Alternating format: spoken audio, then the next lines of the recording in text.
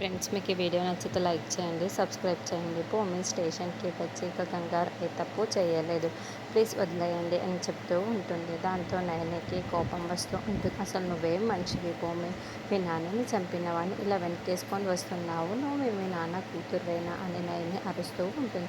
Madam మాటలు మర్యాదగా రానివ్వండి అని భూమి అంటుంది. నువ్వు ఆ గగన్ కోసం వచ్చావు, వాడి కోసం వచ్చి నువ్వు మర్యాద ఇవ్వు, అది ఇవ్వు అంటే నేను ఎందుకు ఇస్తాను, ఇవ్వాల్సిన అవసరం కూడా నాకు లేదు.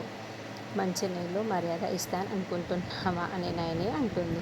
వాడు తప్పు చేశాడు, ఆ గగన్ గాడు మనిషి ప్రాణాలు తీయబోయాడు, మేము అరెస్టు చేశాము అని నయని అంటే, మేడం ఆయన ఏ తప్పు చేయలేదు, నేను నిరూపిస్తాను అని భూమి అంటుంది. ఏంటి, ఏ తప్పు చేయలేదు, నువ్వు నిరూపిస్తానని చెప్తున్నావా? అసలు ఏ ధైర్యంతో నువ్వు మాట్లాడుతున్నావు భూమి ఆ గగన్ గాడి గురించి అని నయని వాడు వీడు అంటూ మాట్లాడుతూ ఉంటుంది.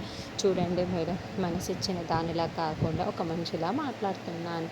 ఆయన గురించి నాకు చాలా బాగా తెలుసు. ఆయన ఏ తప్పు చేయడు కాబట్టి ఏ తప్పు చేయలేదని నిరూపించి నేను రిలీజ్ అయి తీసుకొని వెళ్ళిపోతాను అనే భూమి అంటుంది. ఏంటి, నాతోనే ఛాలెంజ్ చేస్తున్నావా? అయితే నేను చెబుతున్నాను విను.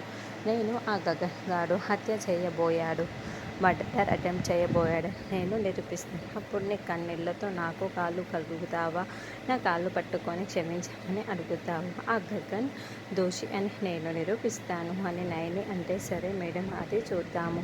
మీరు మా కాళ్ళు పట్టే స్థితి వస్తుందో, నేను మీ కాళ్ళు పట్టుకునే పరిస్థితి వస్తుంది, మీకే ముందుకు తెలుస్తుంది కదా.